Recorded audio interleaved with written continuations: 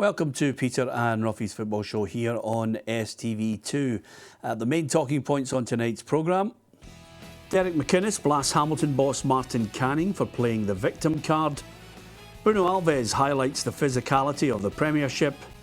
Patrick Roberts keen on a Celtic return. Yeah, just a few of the talking points. Alan Ruff is alongside me, Peter Martin. I'm delighted to say our Bitroom guest is Hamilton's central defender, Michael Devlin. And I'll tell you, great to have you here, Michael, because at the end of last season, painful for all of us, but not as painful as it was for you, playing well and then picking up that injury. Yeah, it was disappointing. Came at a kind of frustrating time.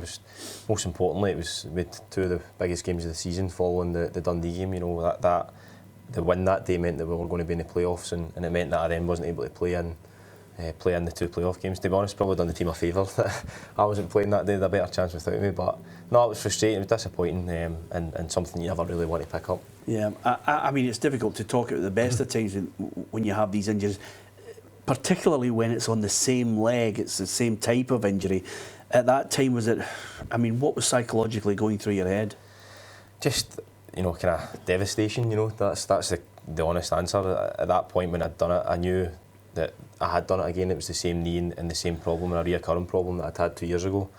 So I think rather than the kind of pain, it was more just the realisation and the reality setting in that that's what I had done again, and then what lay in front of you, you know, another 8 or 9 months out the game and not being able to do what you love doing, playing football. So I think the reality kicks in pretty quickly, and the first week or two are the hardest, but once you get the operation, you've got no choice but to kind of throw yourself head first into your rehab and try your best to come back as strong as possible.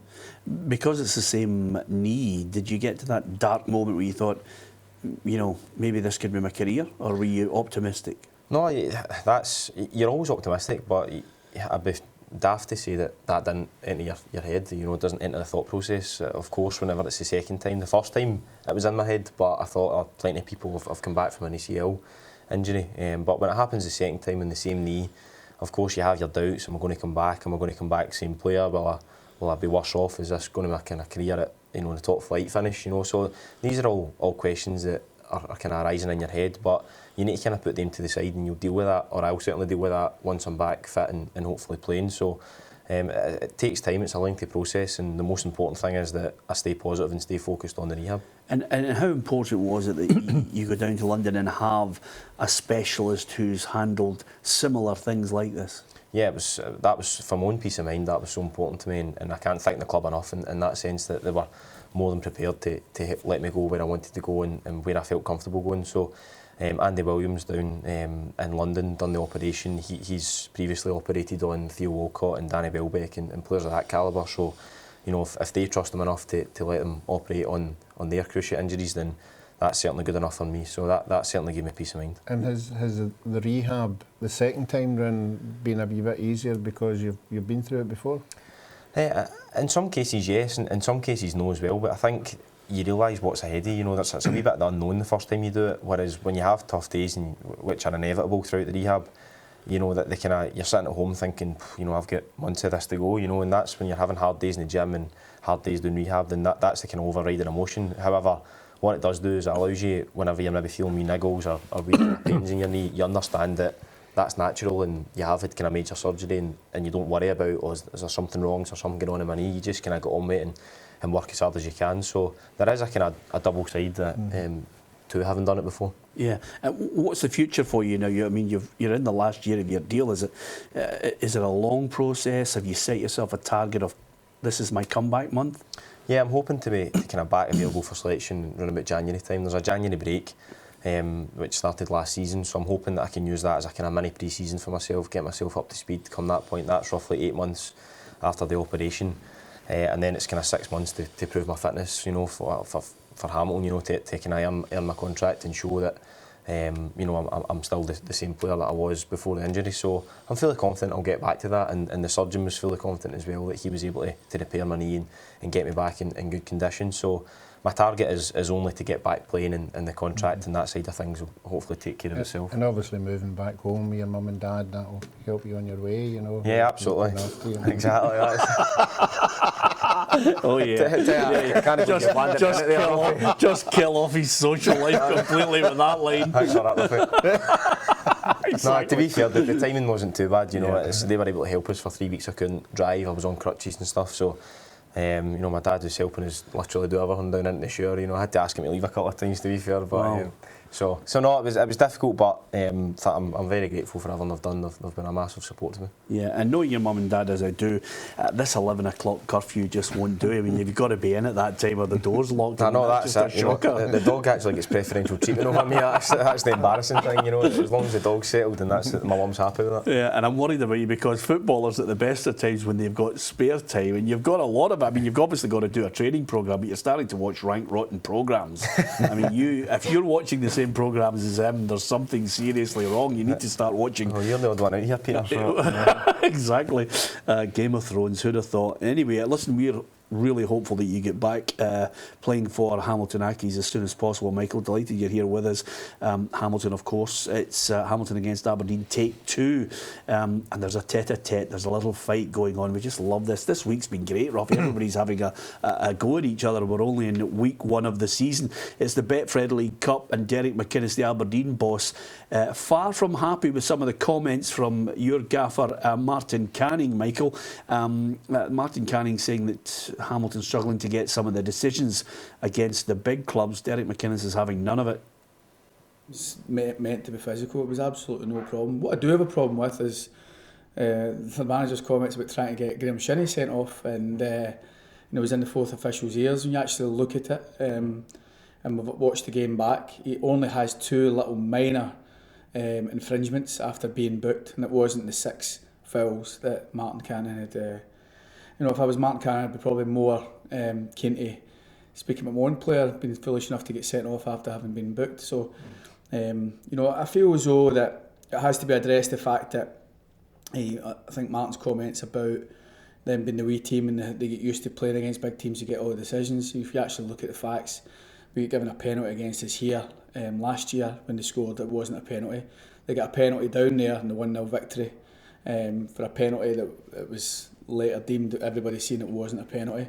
So we've been the victims of 2 penalties against us when they shouldn't have been. So I think that quashes his argument that they don't get big decisions against the so-called bigger teams. There you are. Nothing like a manager prepared, Ruffy. Yeah, but it's an ongoing thing, you know, that small clubs, and I played with small clubs, that you do think you don't get the breaks, don't you? You always think, oh, how are they getting that and we're not?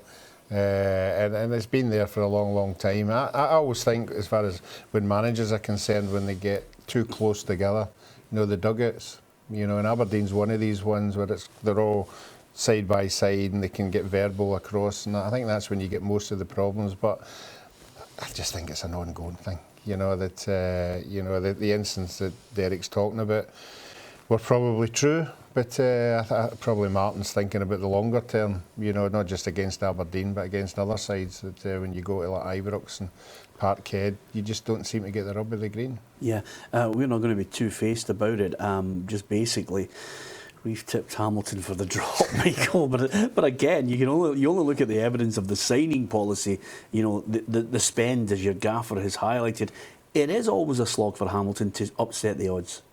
Yeah, it is. It's something the players are aware of. Generally, most seasons we are the kind of favourites to go down.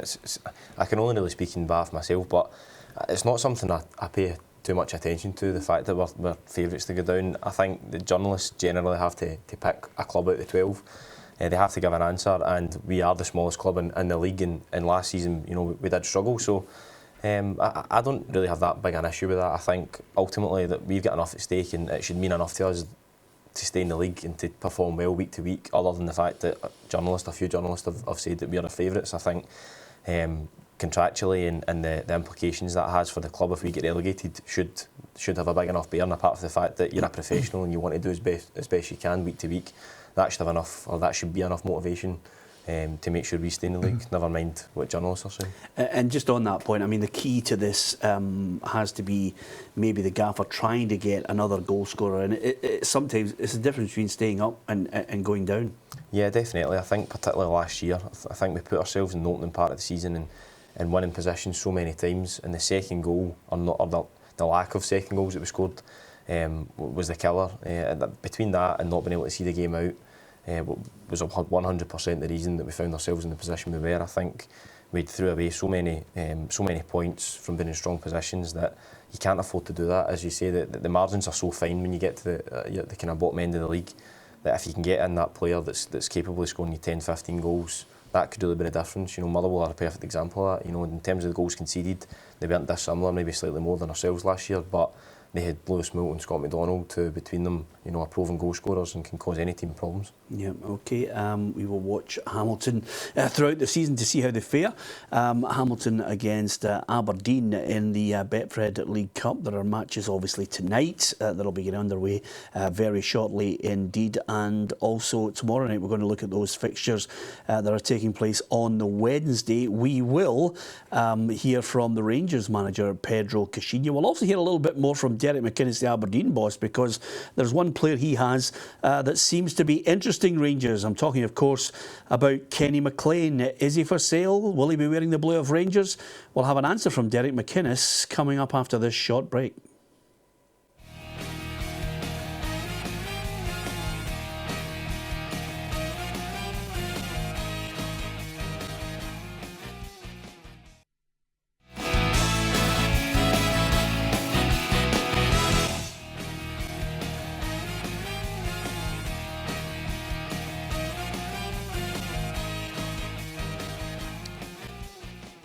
You're on Red Hot Forum, Ruffy, well done. Steve McLaren is the answer we were looking for. FC20, the only time they've actually won the Eredivisie in their history.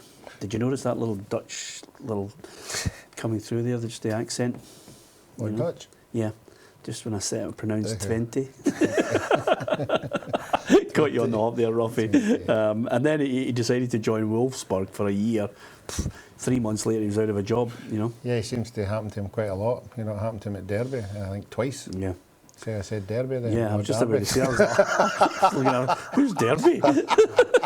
Anyway, we're going off on a tangent here. I don't know where we're going with it, but congratulations, you got it right. We're going to talk about Steve McLaren very shortly indeed. Here's a look at some of the back page headlines that you may have spotted this morning. Davids and McLaren in the frame for the Hearts job. Now, I could rhyme off about 10 or 11 names that will surprise people who are all in for it. And there's Martin Waghorn just leaving Rangers with a heavy heart, but thanks to the supporters and everyone at the club for his time there as he joins Ipswich. The Mail has, of course, Patrick Roberts keen on returning to Celtic, and Eddie Boothroyd's another name to be linked with the Hearts job. He's the England under-21 coach. The Sun has I want to go home. This is, of course, there's some uncertainty about whether it's going to be another loan deal or indeed a permanent deal with regards to Patrick Roberts if he is going back to Celtic. And the Courier, with the Dundee derby in mind, Neil McCann has given Sofian Musa every chance to try and declare himself fit for the derby. We're going to talk about that Dundee derby as well. There are various stories in the papers in the sports headlines about Kenny McLean as well. Of course, this story won't go away because Rangers looking to try and strengthen their squad before the transfer window closes. Kenny McLean is one of the players linked with Rangers. Jamie Walker of Hearts is another. But as far as the Dons boss Derek McInnes is concerned, Rangers have got no chance. I've commented on it already. We don't. We have no intention of selling any of our players to any of our rivals, especially. That's. I've commented on before on that, and nothing's changed. They'd be completely wasting their time. Well, can't get any more unequivocal than that. No, and this is when the player needs a sensible head. I'm sure Derek's maybe had a chat with him. It can easily put you off your game. Another club continually firing in bids, depending whether he wants to move or stay. I don't know the answer to that, but if he does want to stay, I'm sure Derek will put his mind at rest, and so he can concentrate on the football. Yeah, Rangers have obviously got a bit of money that they've managed to get in there from the Martin Waghorn deal and they want to spend it. The Walker, slightly different with Kenny McLean. He's there at Aberdeen, he's on a contract. The Walker one's slightly different as well because, similar to yourself, he's in that last year of his deal. And even the interim boss, John Daly, said, Michael, his head's not in the right place. Yeah, it's a kind of strange one with Jamie. I think given his position, his contract, from the club's point of view as well, they risk potentially losing him next year for free anyway. So I think now if Jamie knows there's interest from Rangers and it's a move that he would be potentially interested in, then I think probably his head isn't in the right place, and I think it'll maybe just a matter of time before the clubs can come to some sort of agreement. And if he's not ready at the moment to play mentally, then it's maybe in everybody's interest that they do come to some sort of agreement. Yeah, Rangers just playing the game of poker here right to the death. Yeah, I think so. Obviously, they'll have a figure in mind, and so will Hearts. I think the only thing I think now that would scupper that one would be a new manager. A new manager coming in, putting an arm round him and saying, "Look, you're the player I want on this side." And failing that, I think if that doesn't happen, I think he will move because you can't have a player, just of his calibre sitting in the stand. And I think that's what will probably push it on. Well, Rangers are in Betfred Cup action tomorrow against Dunfermline. We mentioned way at the start of the season, even after all the friendlies, Ruffy, that Pedro Caixinha, who highlighted it against Motherwell, was just win games at the moment, just to build up that confidence, that momentum. And this is another one on the way to what I think will be the real big test, their first big test against Hibs on the weekend. Yeah, and it's okay winning the friendly games and it gives you a bit of confidence, but the European disaster will still be lingering, and that's why he knew the Motherwell game was so important to keep the fans on board. He said just going along there and winning the game was important, and that's what they got. So, but unfortunately with the European thing, every big game is going to be scrutinised, and that's why they have to keep winning. Yep, and one of his players, Bruno Alves, is new to the Scottish game. He said that he felt the game in Scotland reminded him of playing as a youth with Porto's B team because of the physicality of it. Here's what Pedro Caixinha had to say on those comments. They found it different. For example, I can tell you that I spoke with Bruno. So Bruno, this is the Scottish football, and he told me, it reminds me when I was playing for Porto B, the B team from Oporto, long time ago, and I was playing on the second division up north. So this was the type of football played in that scenario. So it reminds him he's used to, and we need to understand that this is going to be the reality. I mean, is our game really overly physical? I've watched a few games on match day one for everybody in the Premiership, Michael. I thought a lot of clubs tried to play some really good football. Is it overly physical? I wouldn't say so, no. I think at times there's a habit to kind of beat down the game in Scotland, and the physicality part of it is something that's used quite a lot. I think now more than ever there are a lot of teams that are trying to play and trying to get the ball down and play football the kind of the right way, But I think as results and the pressure kind of heats up slightly, I think that it can revert at times to a slightly more direct approach. But certainly the physicality is part of any game, and I think if you look at the games down in England, the physicality down there is enormous. The players that are playing, the stature of them and the strength of them, it's no more physical up here as it is in England. Yeah, it's something you and I were having a discussion about prior to coming on here, Ruffy. I mean, there's a saturation point about how much football you watch, and we're well aware of sometimes the condescending attitude or the arrogance of some people with regards to English persons' perception of Scottish football. I've watched a few Championship, League One and League Two games in the last week, and it would get football stopped, the ball's in the air, it needs a flight path sometimes. Yeah, I mean, every team's different. You ask managers, they play to their strengths, they play to what's up front. I think the point he's probably making is there's probably in our game more balls coming into the box for wide areas. We like to get the ball wide, corners, free kick, and everything's just fired in on top of everybody, and maybe he's just finding it difficult because, the Continentals don't like getting messed about anyway. Have you seen the size of him, Ruffy? He looks as if he could handle himself, on a Saturday night in the middle of Sauchiehall Street. Yeah, well, interesting to see when they play Aberdeen and he comes up against the boys Stockley. See what he says after that game. Yeah, absolutely. Just trust you to twist it as well. As far as Rangers are concerned, the win against Motherwell, preparations seem to be going well according to the manager? Know everything from the opponents. I don't leave my homework for others to do. So we know this is a good side. We scout them the same way and we analyze it and we present it to the squads exactly the same way we do with all the others. So we know what we are really expecting. A good side from the championship, a good manager, good experienced players, quality players as well, and they are coming here with a will also to win the game. So that's what we expect from Dunfermline. The Rangers need to get to the latter stages of this tournament. The expectation from the fans will be that way. Yeah, you're right, the supporters will. I'm sure the players as well would like to see get a taste of another final. I think every club would want it. You know, obviously after this round is over, we'll wait and see who's left in it, and I think there'll be a lot of big sides in there, and we could get some exciting games. But I think Rangers are a better side this year. I think this Dunfermline game is a game they maybe struggled last year and made it hard for themselves. It'll be interesting tomorrow night to see if they can win it quite comfortably. Yeah, just on a quick point on the transfer of Wycon, were you surprised they let him go, Ruffy? No, I think he'd already made his mind up that he wasn't the kind of striker he wanted, you know, and I think it was the same with Barry Mackay and the same with Halloran. He wasn't the player he fancied. He wants to play a 4-4-2. He wants a wee bit more strength in their side, and they've done that with Dorrans. And I think it'd be interesting, you know, if he does go with two up front, who these two are going to be. Yeah, here's what the Rangers manager had to say about the departing Wycon.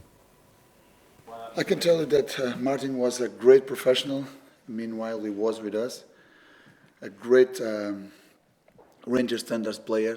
We spoke with him. We understood that he should move away because maybe this season he was not having so many chances, and that's what happened. So I wish him all the very best.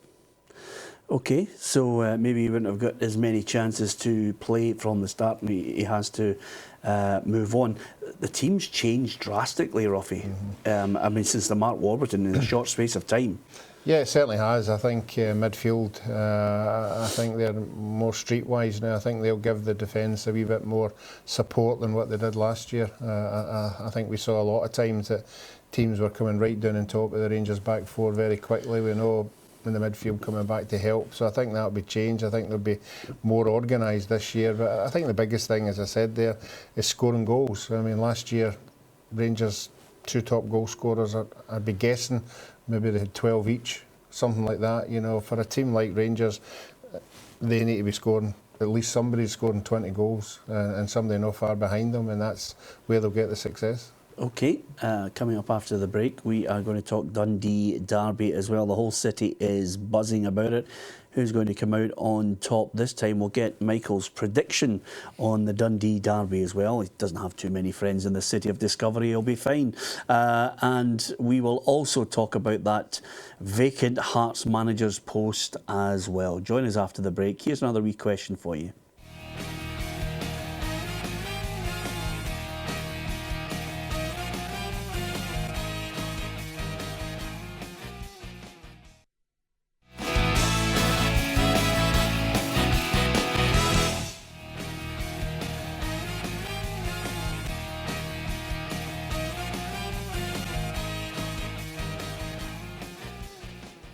Michael Devlin didn't need to be asked twice. He was all over that, Rushy. He was in before you could even get there with it, Ruffy. Yep, it's a good shout. That was quite a while ago, wasn't it? What year would that have been? 2000? I think we're going back to the start of 2000 maybe, yeah. And he came up with a lot of good credentials behind him, good CV from Arsenal and his coaching, but just never worked for him. Yep, there's another little test with regards to Hearts coming up fairly shortly, and we'll also discuss who you think is going to get that post. There's that many people in for it. It's going to be difficult to call which way Anne Budge and the board are going to go on the Hearts job. As far as the other matches tomorrow to look forward to in the Betfred League Cup, Dundee Derby, it's just going to be an absolute cracker. If it's anything like the last one, Michael, I thought the last one was entertaining. Yeah, the last game was certainly a good derby.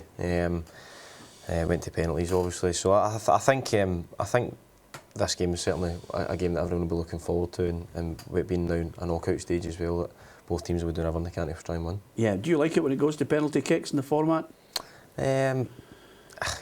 in the context of the competition, it probably makes things a bit better. You know, saves the legs. You're playing a lot of games quickly through pre-season, so certainly just strange. You're not used to doing that, but yes, I suppose it's a variation and kind of keeps it fresh. Yeah, I like the excitement of that, Ruffy. I would take away the extra time. I don't see why the home team could get an extra 30 minutes at home advantage over the away team. I'd just go straight into penalties like they did down in England. Yeah, you happy with that? Yeah. Here's the odds on both teams for this one.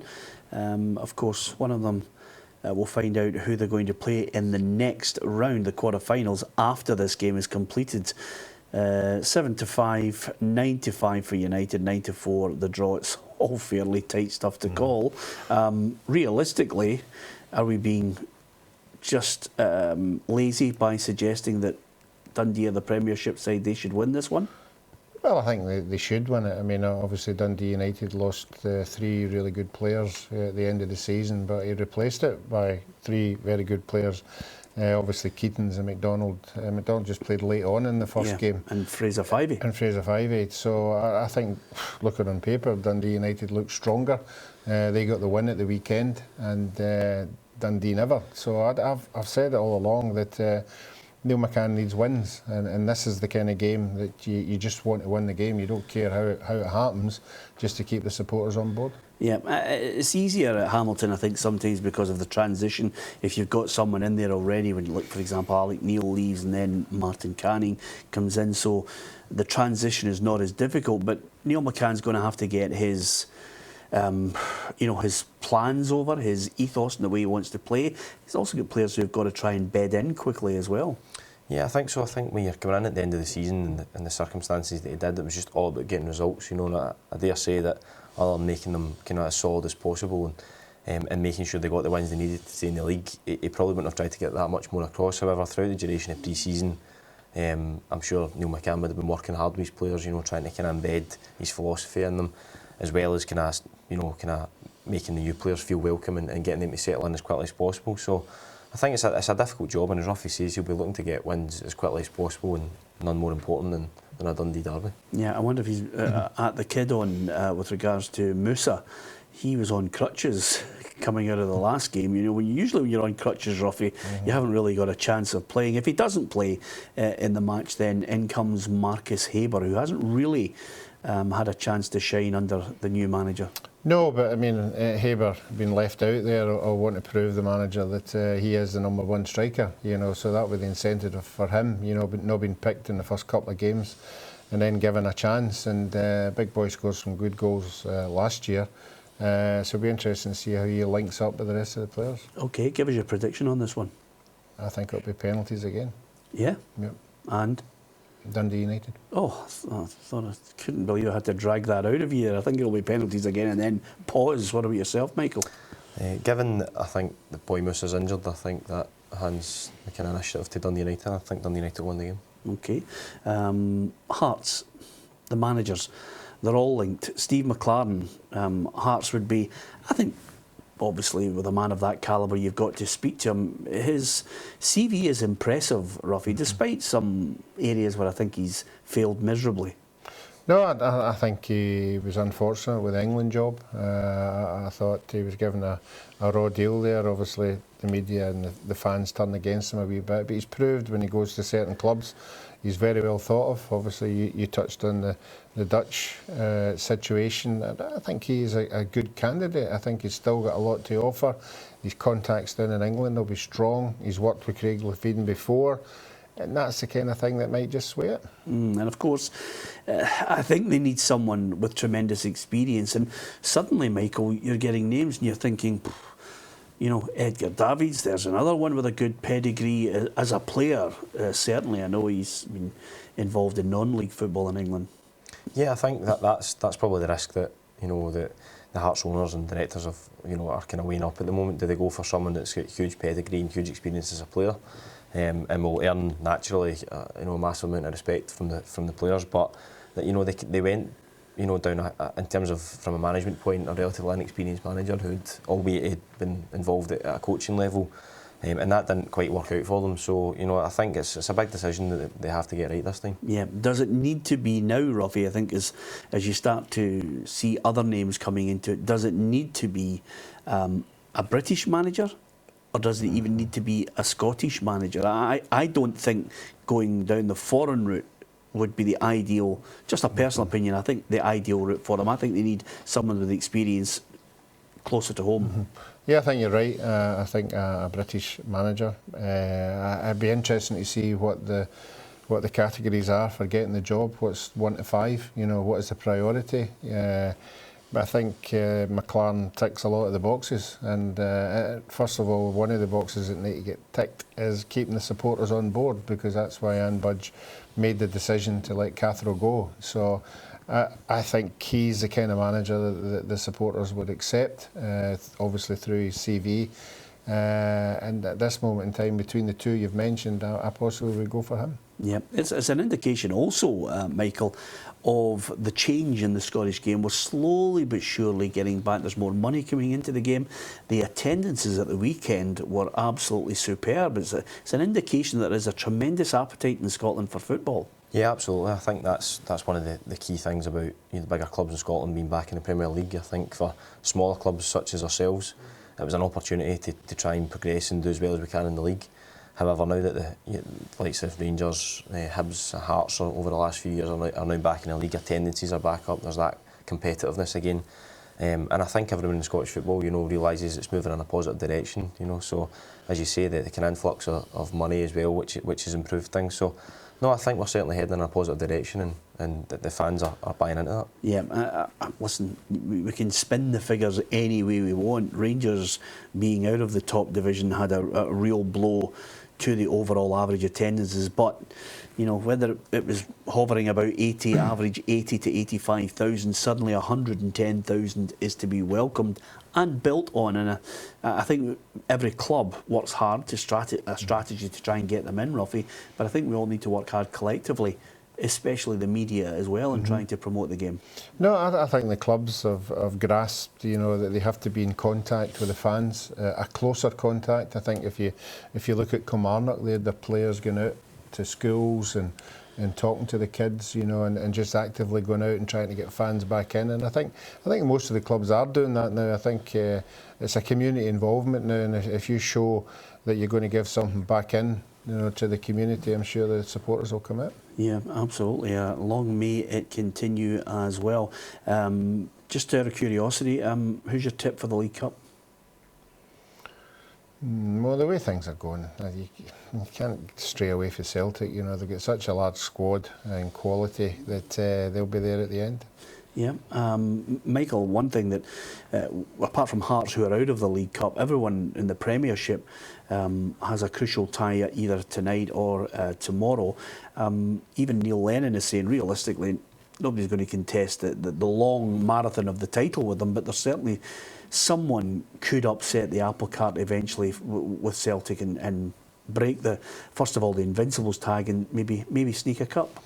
Yeah, I think Aberdeen have certainly run them close in the last couple of seasons, not necessarily in the league, albeit they have been competitive. I think it is going to be difficult. I think Celtic are by far and away the best team in the league at the moment.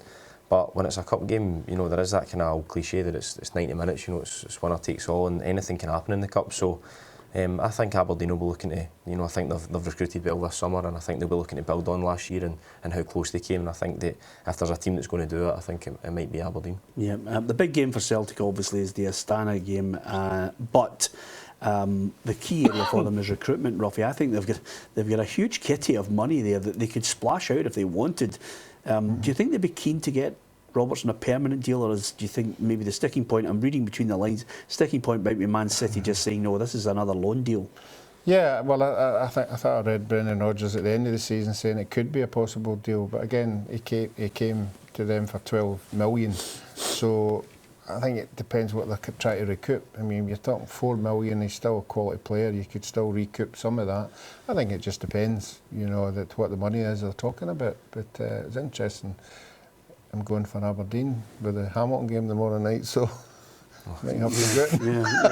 Well, You asked me about the cup. That wasn't specific to the Betfred Cup, Peter, do you know what I mean? You don't need to worry about it. He lays traps all over the place for people so that he can get them in big trouble. But That was good, enough. Yeah, exactly.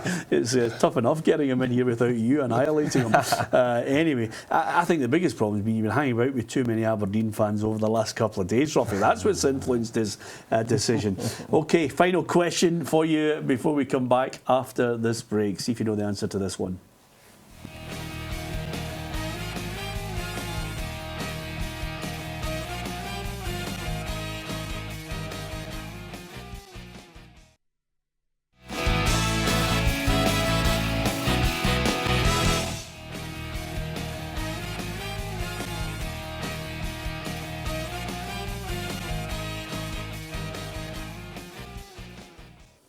I just didn't feel that you two were confident enough to nail that one. Paulo Sergio, remember him, Ruffy? Yes, I do. They went through a lot of managers from that area, but I don't know. What year? I missed that. What year was it? 2012, 5-1 against Hibs. Oh, I do remember that now. Yeah, yeah, exactly. I thought that might be painful for you. I think I read somewhere this week he's another one that threw his name into the hat again, Michael. Yeah, I seen that as well. I seen that was a headline. That was a strange one, you know, saying he would love to come back, but whether or not that's the road Hearts want to go down, I'm not so sure. Yeah, okay. We're going to switch our attention in this part because the English football season, Ruffy, is going to be fast upon us at the weekend. The Premier League in England is awash with cash, which is when I picked up one of the tabloids, in fact one of the broadsheets today actually, talking about Jose Mourinho, saying if Gareth Bale is available, they'll be in for him. I mean, you're talking easily, no change out of 80 million again. Yeah, again, you know that the inflated price for the boy went to Paris Saint-Germain is it's massive, you know. Yeah. I mean, what will clubs now be thinking when they come for a quality player like that? You know, that I think it was somebody's already been on record saying we could get really messed about now.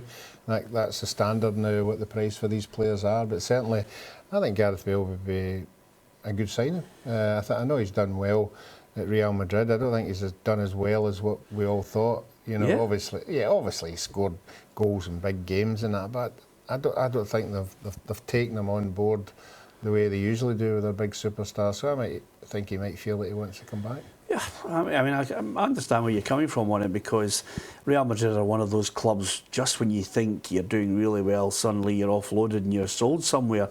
I mean, he's 2 Champions League winners' medals. He scored the all-important second goal in the first Champions League final that set them on their way to, I think, La Decima, if my memory serves me correct. But he's 28, and I think Zinedine Zidane has already gone on record of saying, you know, he's a Real Madrid player, but there's not that door slammed at Madrid. Anybody can go. Yeah, no, I'm not quite sure what more Ruffy wants him to do, to be honest. Scored a win in the Champions League final and he's stiff. I mean, it's high standards, Ruffy, but... Exactly. No, I just think the Real Madrid fans are very critical. I mean, they can take you when you're scoring the goals and winning cups, but I think over the scale, you know, you're either a really, really big favourite or people still no doubting you, and I think he comes into that category. Yeah, I think there's all sorts of rumours around him at the moment. There's all sorts of suggestions that even Ronaldo wants to go back to English football.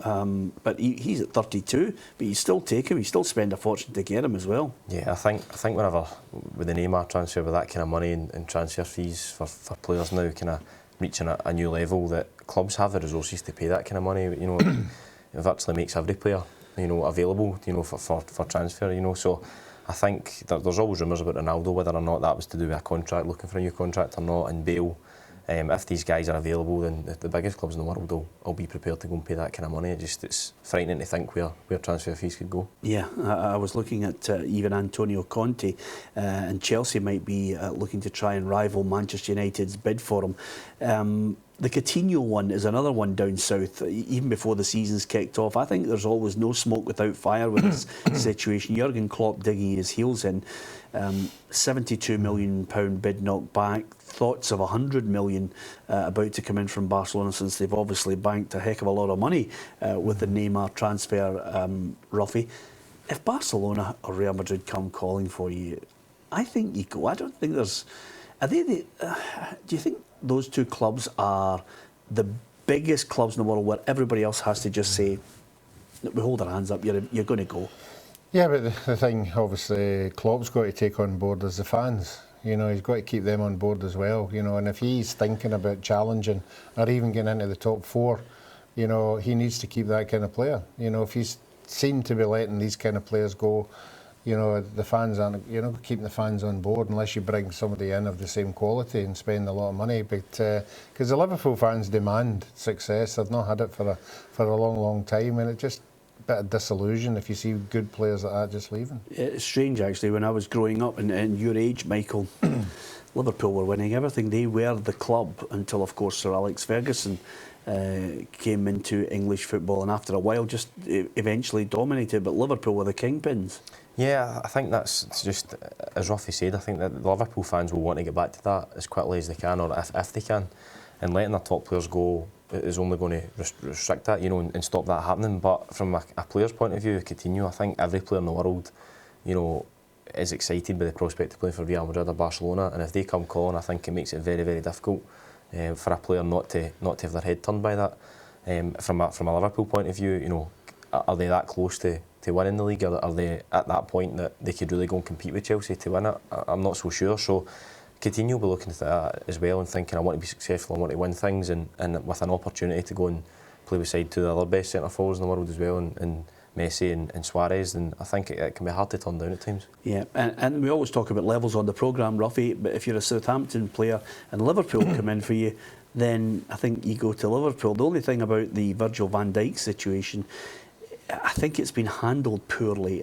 You know, the PR from one end to the other has been poor, and now you've got a player that I think has been vilified. You know, and maybe there's justification in that. We don't know the exact background of how he's thrown the dummy out of the pram, but he certainly now is handing a transfer request. He's really pushing the envelope now to try and get himself out of there. Yeah, it's a difficult one until it actually happens to you. You know, that when everything there's put in front of you, you know, to go to a bigger club, you know, with bigger ambitions, you know, and winning things, you know, your head gets turned. And it's a difficult one if the club you're at just says, no, you're not going anywhere, then you have to deal with it personally. And it hasn't, you're right, it hasn't been handled well, but I think at the end of the day, it'll end up there. Yeah. Here's something that might shock you guys, and then you can offer your own opinion on it, but I'm going to go early, Ruffy, with my tip for the Premiership this season. I think Manchester City are going to win it. I think second season Pep's eventually going to get it right. And I was reading today, Pep Guardiola has now got them playing like Barcelona, according to Yaya Toure. So, I mean, this is a big season for him. He has to get it right. Yeah, he certainly does. I'd feel a lot more confident if he had a better goalkeeper. He's still chopping and changing. You know, he doesn't know which one is which. And I think nowadays, you know, it's all about the goalkeeper. I think if you've got the quality strikers, quality midfielders, if you watch as the season progresses, the big goalkeepers make the big saves and they win you games and they win you points. And I don't think he's got one yet. Yeah. What's your take on it? I think Man City will be a formidable team this year. I think given that they'll build on last year and what Pep tried to do there, I think they started the season incredibly well, and I think we're early favourites, you know, given how well they did. I think Vincent Kompany's very, very important for them. I think keeping him fit at the centre of the defence, you know, bringing on the likes of John Stones beside him. I know how valuable that is as a young player coming through with having that experience. So I think, and the goalkeeper, I think Ruffy's spot on. I think the goalkeeper is an issue for them, albeit you want to build from the back, but if you're making constant mistakes that lead to goals as a goalkeeper, then, you know, does that kind of put in jeopardy the positive that you bring to the team? If you're leaking as many goals through mistakes, then at what point do you say it's, well, we're still trying to build and do the right thing? So I think Joe Hart's been very hard done by. I think Joe Hart's a fantastic goalkeeper, so I think that is something you'll need to address. Yeah, it goes back to what you were talking about, and Michael's just touched on it there with regards to the centre-half position. I think Kompany's absence has just left that gaping hole. Usually you get a goalkeeper, you know, with supreme confidence if he's got two top drawer centre halves. Kompany's had a nightmare season last season, the tail end of the season before. You know, if he was back fit and could stay fit, then you think to yourself, maybe they've got a chance. Maybe the goalkeeper wouldn't look as suspect, Ruffy. No, if you've got company in there and you've got Stones, you just want to make saves. You know, you're going to be asking him to come for crosses or anything like that. Just make the big saves. And unfortunately, he never did that last year. You know, midfield up front, they'll always score goals. But when you come to the big goals and the big games and they're so tight, you know you're only going to have to make one save. And if you don't make that one save, generally you lose the game. Yeah. And are there any other teams that you're about to suggest to me, Ruffy, other than Man City, that you think have got the credentials? No, I think, again, Man United will move on a wee bit. You know, that they had a lot of terrible results at the beginning of the season, but I think he's beginning to get his act together and that window's still open. So I would still expect another 2 players coming into Man United. I think Tottenham will go again. I think they'll push on again, but I think they need an extra 1 or 2 players. I think if Pochettino can bring in that kind of star player, or another 1 or 2 to back up what he's got, I think they could really kick on again as well. But they certainly weren't far away last year, and of course you'll have Chelsea and Man United, as Ruffy said, that'll knock on the door. Yeah, and we always used to, when you were boys kicking the ball about, who was your favourite team? I mean, mine was Liverpool, or I limit it to Ken Dalglish. Who was yours? Manchester United for Rio Ferdinand. And growing up, he was the idol. He was the man. You know, he was the guy I looked up to and thought was brilliant. Ruffy? Chelsea for me. Peter Osgood, you know, Peter Bonetti. Yeah. All these guys, yeah. And I like the strip as well. I always like blue. Okay. White socks. I'm looking at him wondering where is he going with that one. Anyway, listen, thank you very much, Michael. Hopefully we'll get you back on the show when you're actually back there playing with Hamilton Accies. We wish you every success coming back from that injury. I'm going to leave Ruffy and Michael just to knock lumps out of each other in the car park. He's not happy with that Aberdeen line, are you? Anyway, apart from anything else, we'll leave you with that. Everybody's fighting. We're only a week into the season as far as the 4 divisions of Scotland. Thanks to Michael, from Ruffy and myself. Good night.